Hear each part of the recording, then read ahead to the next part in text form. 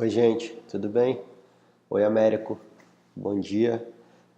Vou gravar esse vídeo para contar um pouquinho mais sobre a árvore, um pouquinho mais da minha história também, para a gente poder adiantar os pontos para a reunião de amanhã.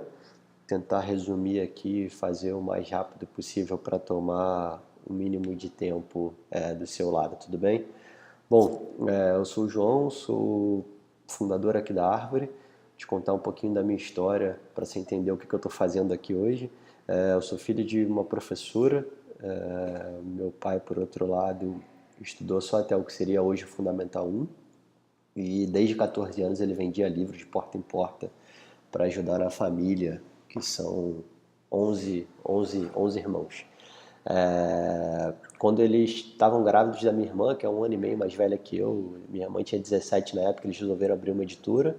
E isso, obviamente, que tem uma relação direta com toda a minha história, porque desde que eu nasci, a minha casa sempre teve muitos livros, então não era muita variedade, mas tinha muita quantidade do mesmo. Eu aprendi as histórias todas antes mesmo de saber ler, eu sabia contar os livros porque tinha decorado tudo que tinha dentro de cada página. Então, desde que eu nasci, eu brinco com caixa, me escondo em caixa e sempre gostei muito de ler. Acompanhava minha mãe nas feirinhas que ela fazia nas escolas para vender os livros. Acompanhava essa venda que era feita em pracinha pública também. Então, sem querer saber muito bem, eu estava ali trabalhando inserido nesse mercado. Até o nome da árvore surge daí, porque quando eu estava mais velho, continuei acompanhando a minha mãe. Eu montava uma banquinha que era minha embaixo de uma árvore numa praça perto de casa. Só que ao invés de vender, eu estava dando na época os meus gibis, que era algo que eu gostava muito de ler nesse período. Mas bom, eu estudei, fiz administração no IBMEC. Por ter toda essa vivência com os livros, foi um pouco natural entrar para o mercado editorial. Fiz um primeiro estágio na editora Melhoramentos, que meu pai me ajudou na época a conseguir. Trabalhei um tempo na editora da família, não funcionou para mim, não tenho nenhum problema com eles, mas eu acho que eu não funciono numa empresa familiar. Depois acabei tendo um tempo no mercado financeiro, por ter feito IBMEC, então fiz 2 anos trabalhando num banco de investimento. Depois trabalhei em editoras maiores, aí trabalhei muito tempo na Escala Educacional, na Larousse, parte do tempo na Moderna, trabalhei no Melhoramento de Novo.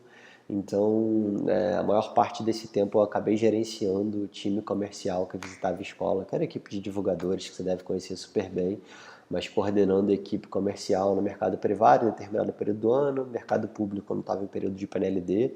Então foi daí que eu acabei tendo todos os insights para a árvore e as ideias que surgiram para construir o que a árvore é hoje. E aí em 2014 eu comecei a tocar a árvore com o objetivo de apoiar as escolas no processo de desenvolvimento de leitores. O que a gente quer e o que a gente busca todos os dias é como que a gente consegue apoiar esse ecossistema ao redor da escola, envolvendo não só professores, mas gestores escolares, alunos, famílias, para que o interesse pela leitura seja maior. Para isso, eu sempre gosto de falar que a gente trabalha em 3 frentes diferentes. A primeira delas é facilitando o acesso, dado que ainda se tem uma dificuldade muito grande de acessar os livros no Brasil. A gente ainda tem uma deficiência enorme de biblioteca dentro de escola, de bibliotecas públicas, de livrarias, infelizmente cada vez menos. Até mesmo nas grandes cidades ainda é difícil às vezes encontrar algum livro. As escolas ainda têm problema logístico daquele livro que está esgotado, daquele livro que está em falta, etc. Então a árvore tem uma primeira frente que é facilitar esse acesso. Nesse sentido, a gente trabalha de maneira bem parecida com o Netflix. Os alunos falam que a gente é o Netflix de livros. Então, a gente tem uma parceria muito grande com o número de editoras cada vez maior. Hoje são mais de 600 editoras. A gente tem aproximadamente 30 mil conteúdos entre livros, jornais e revistas. Esses conteúdos vão desde a educação infantil até o ensino médio, passando por um conteúdo grande para professores, onde os alunos conseguem acessar via qualquer dispositivo, celular, tablet ou computador, para ler não só os livros que os professores estão recomendando, mas qualquer outro livro de forma espontânea, a qualquer hora, em qualquer lugar, sem nenhum tipo de limitação. Obviamente que eu estou falando só das literaturas, livros de interesse geral, jornais, desde a Folha, Estadão, jornais internacionais, mas a gente não tem nenhum conteúdo didático. É a única restrição. Numa segunda frente, a gente tem uma série de ferramentas educacionais, o que torna a Árvore uma plataforma de educação. Então são ferramentas que a gente pensa que apoiam o professor e o gestor escolar no dia a dia. Então, por exemplo, a gente tem uma série de relatórios que mostram pela primeira vez para o gestor e o professor como é que é a realidade da leitura da escola, que livro que eles acessaram, quanto tempo ficaram lendo, se leram mesmo, se folhearam as páginas, que tipo de livro eles gostam de ler. Então tem uma série de dados interessantes. Tem ferramenta de indicação, o professor consegue indicar, por exemplo, qualquer livro que ele queira para qualquer aluno a qualquer hora. Ferramentas de atividades, que o professor pode montar qualquer tipo de atividade pós-leitura para os alunos responderem na plataforma, ou ele pode usar atividades prontas.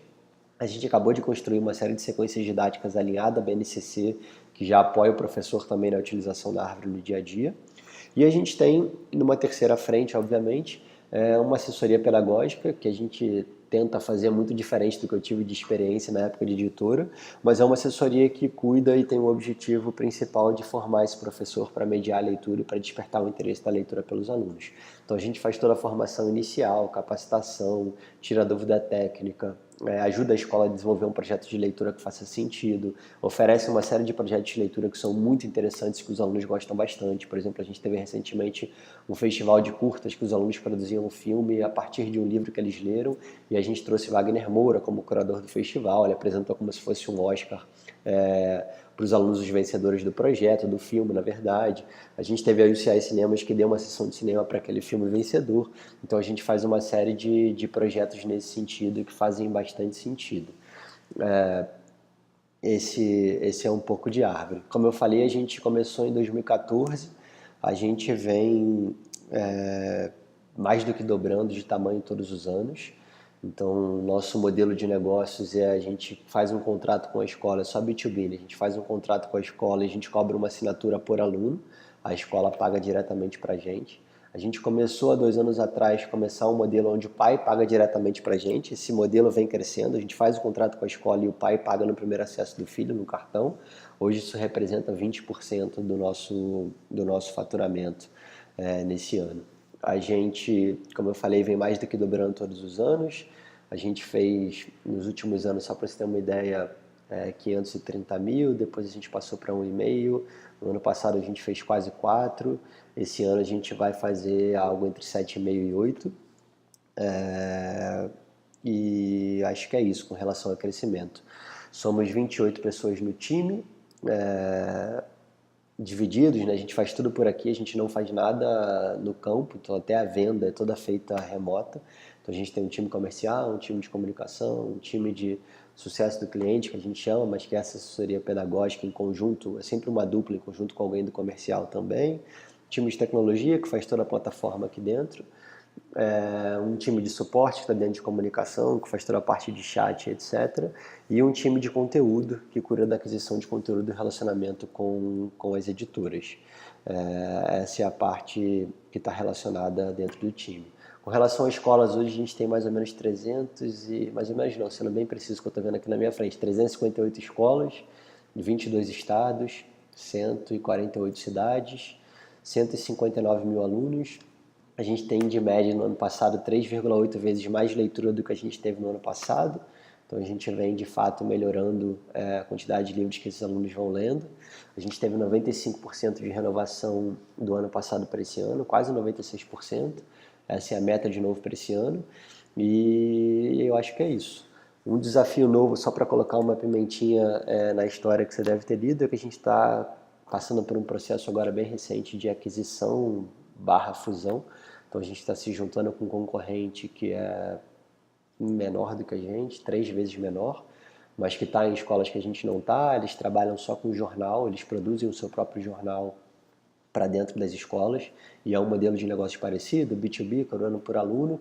A gente vê muita sinergia com a produção de conteúdo que eles têm, com a complementaridade de escolas que ele tem, e dos times também pensando em tecnologia, produto, integração. Então tem muita coisa para fazer e, sem dúvida nenhuma, é um dos maiores desafios agora. Se eu pudesse listar alguns dos principais, sem dúvida nenhuma, é toda essa parte de integração, dada essa aquisição, toda a parte de crescimento, como que a gente consegue manter esse motor aí crescendo pelo menos 2 vezes ao ano, pelo menos para os próximos 5 anos. Tem toda uma parte de gente, que eu acho que é uma dor grande, que é como que a gente consegue manter nossa cultura, como que a gente consegue atrair cada vez pessoas melhores, manter, eu acho que a gente tem conseguido manter bem, a gente tem uma saída muito baixa das pessoas aqui, mas principalmente como que a gente consegue medir performance das pessoas aqui, medir alinhamento com a cultura, então toda uma parte de avaliação também, não só de performance individual, mas também de fit cultural, que eu acho importante. Tá bom? Esse foi meu resumo, espero que tenha ajudado para a nossa conversa. A gente se fala na quinta. Abraço, tchau, tchau.